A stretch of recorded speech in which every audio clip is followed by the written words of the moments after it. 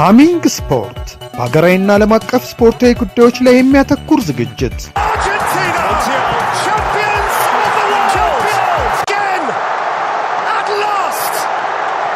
በሃሚንግ ስፖርት የስፖርት ዜናዎች፣ በተመረጡ ርዕሶች ላይ ውይይት፣ የእንግዳ ዝግጅት፣ የስፖርተኞች ግለ ታሪክና የሴቶችን እግር ኳስ በልዩ ሁኔታ ይዳስሳል።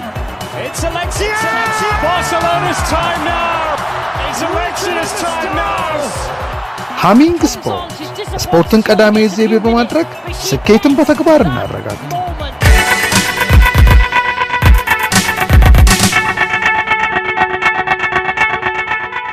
ሰላም አድማጮቻችን እንዴት ናችሁ? ይህ ሃሚንግ ስፖርት ነው። የዕለተ አርብ ታህሳስ 3 ቀን 2018 የሃሚንግ ስፖርት አጫጭር ስፖርታዊ መረጃዎችንና እንደዚሁም ደግሞ ስለ አንድ ተጫዋች አሁን ስላለበት ሁኔታ የተዘጋጀ ታሪክ አለ። እሱን የምናቀርብ ነው የሚሆነው። አስተናጋጇ ሞሮኮ የአፍሪካ ዋንጫ ስብስቧን ይፋ አድርጋለች። 35ኛው የአፍሪካ ዋንጫ ታህሳስ 12 ቀን በሞሮኮ አስተናጋጅነት መካሄድ ይጀምራል። 18 ተከታታይ ጨዋታዎችን በማሸነፍ የዓለም ክብረ ወሰንን በእጇ ያስገባችው ሰሜን አፍሪካዊቷ ሀገር 28 አባላት ያሉትን የአህጉሩን መድረክ ስብስቧን አሳውቃለች። የብሔራዊ ቡድኑ ዋና አሰልጣኝ ዋሊድ ሬግራጉዊ ጉዳት ላይ ያለውን አሽራፍ ሐኪሚን በስብስባቸው አካቷል። የፒኤስጂ የመስመር ተከላካይ ባለበት የጉልበት ጉዳት ለመክፈቻው ጨዋታ ባይደርስም ተጫዋቹ ያለው የመምራት አቅምና የአሸናፊነት ስለልቦና በስብስቡ እንዲያካትቱት እንዳደረጋቸው አሰልጣኙ አሳውቀዋል። ያሲን ቦኑ ይሄ ተጫዋች 22 እንደ አውሮፓውያን አቆጣጠር ኳታር ላይ በተደረገው የዓለም ዋንጫ ስፔንን ሲያሸንፉ የመለያ ምቶችን ሲያድን ተመልክተናል። ይሄ ግብ ጠባቂ ሶፊያን አምራባት እና የሱፍ ኤን ነስሪ ሌሎች የተካተቱ ተጫዋቾች ናቸው። ሞሮኮ ከ50 ዓመት በኋላ የአፍሪካ ዋንጫን ለማሳካት በተዘጋጀችበት መድረክ ሶፊያን ዲዮፕ እና ሐምዛ ኢጋመን አለመመረጣቸው አስገራሚ ሆኗል። የ2026ቱን የዓለም ዋንጫ ወደ ተመለከተ መረጃ ስናልፍ የስታዲየም መግቢያ ዋጋ ትኬት በከፍተኛ ደረጃ ውድ መሆኑን የተገለጸው በመጪው ክረምት በአሜሪካ፣ ሜክሲኮ እና ካናዳ በጣምራ አስተናጋጅነት በሚካሄደው የዓለም ዋንጫ የተቀመጠው የመግቢያ ዋጋ በደጋፊዎች ዘንድ አስደንጋጭ ሆኗል። ከዓለም አቀፉ እግር ኳስ ፌዴሬሽኖች ማህበር ፊፋ ተገኘ በተባለው መረጃ በምድብ ጨዋታዎች ዝቅተኛ የመግቢያ ዋጋ $4185 ሆኖ ተቀምጧል።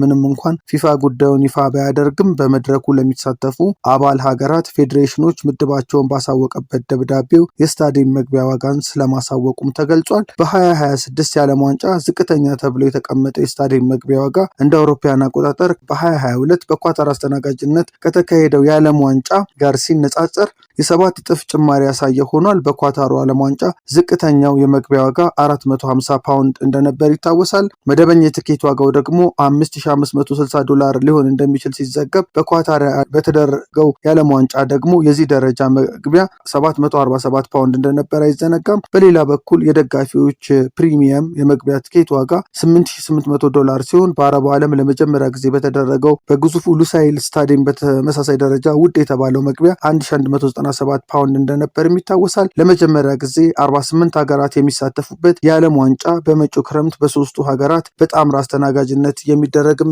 ይሆናል።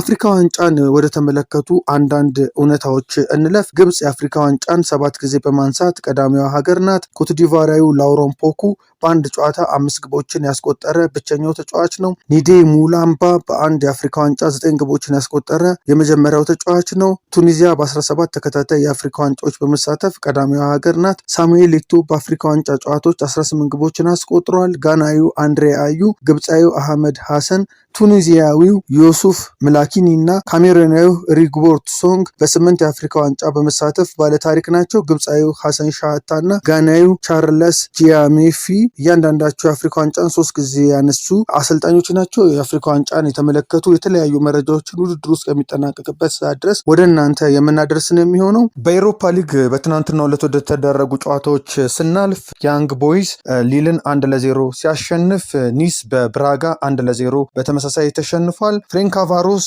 ሬንጀርስን 2-1 ሲያሸንፍ፣ ዳይናሞ ዛግሬብ በሪያል ቤቲስ 3-1 ተሸንፏል። ኤስኬ ስታርም ግራስ በክሪቫና ዚቬዝዳ 1-0 ሲሸነፍ ሉዶ ጎሬትስ ከፓኦክ 3-3 በሆነ አቻ ውጤት ጨዋታውን ፈጽሟል። ኡትሪቼት በኖቲንጋም ፎረስት 2-1 ሲሸነፍ ሚድትጂላንድ ጌንክን 1-0 አሸንፏል። ስቱትጋርት ኤም ቴልአቪቭን 4-1 ሲያሸንፍ ሴልታ ቪጎ በቦሎኛ 2-1 ተሸንፏል። ባዝል በአስቶን ቪላ 2-1 ሲሸነፍ ሴልቲክ በሮማ 3-0 በሆነ ውጤት ተሸንፏል። ፖርቶ ማልሞን 2-1 አሸንፏል።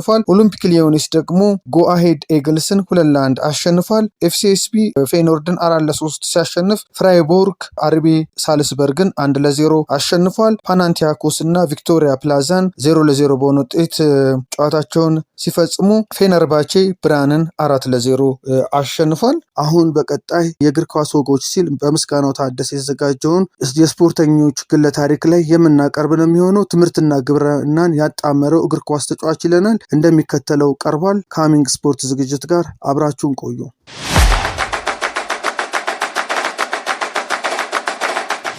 ትምህርትና ግብርናን ያጣመረው እግር ኳስ ተጫዋች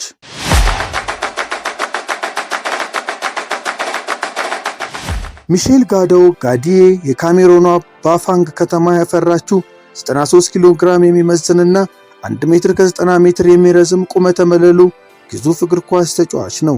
የኳስ ሕይወቱን በርካታ ስመጥር ካሜሮናውያን ተጫዋቾችን ባፈራው ካኖን ያውንዴ ጀምሮ ስላቪያ ፕራግና ጌንክን በመሳሰሉ የአውሮፓ ታዋቂ ክለቦች ውስጥ ለመሰለፍ ችሏል።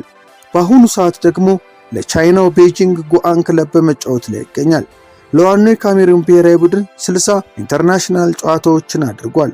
5 ጎሎች ደግሞ በስሙ ተመዝግበውለታል። የመሃል ተከላካይ ሲሆን ዕድሜው 35 ደርሷል። በጃንዋሪ 2019 ከስላቪያ ፕራግ ወደ እንግሊዙ ፉልሃም በ4.5 ሚሊዮን ፓውንድ ሂሳብ ለማምራት ከስምምነት ላይ ደርሶ ነበር። ወደ ለንደን አምርቶም የጤንነት ምርመራ አድርጎ አልፎ ነበር። ነገር ግን በወረቀት ጉዳዮች አለማለቅ ምክንያት ባለቀ ሰዓት ዝውውሩ ሳይሳካ ቀርቷል።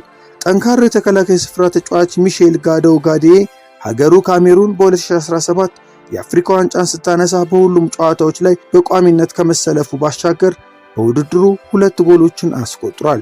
ካፍ የውድድሩ ምርጥ 11 ድሪም ቲም ሲመርጥም አንዱ ሆኖ ተካቷል።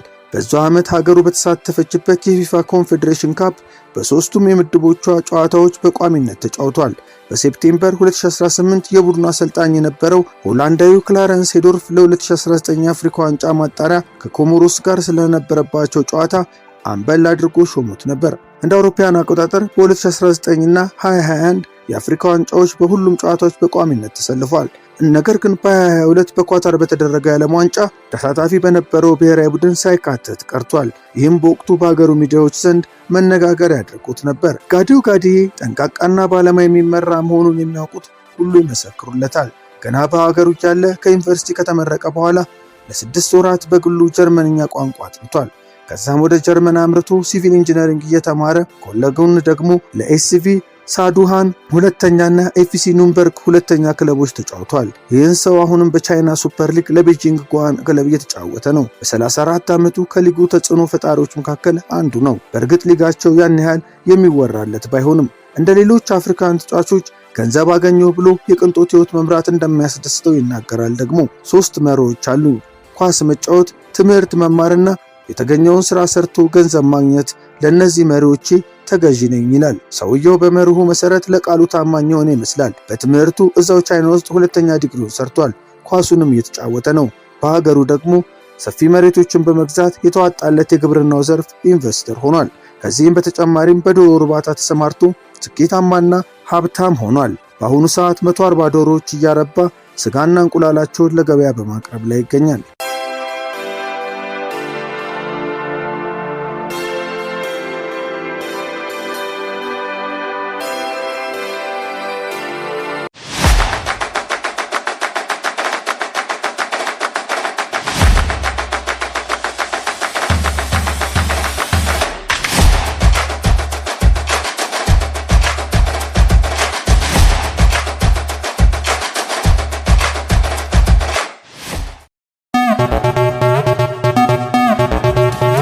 አሚንግ ስፖርት በሀገራዊና ዓለም አቀፍ ስፖርታዊ ጉዳዮች ላይ የሚያተኩር ዝግጅት።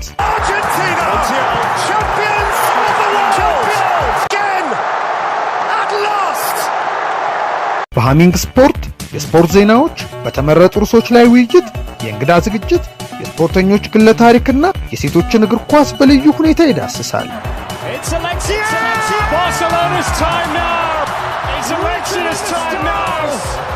ሃሚንግ ስፖርት ስፖርትን ቀዳሚ ዘይቤ በማድረግ ስኬትን በተግባር እናረጋግጥ።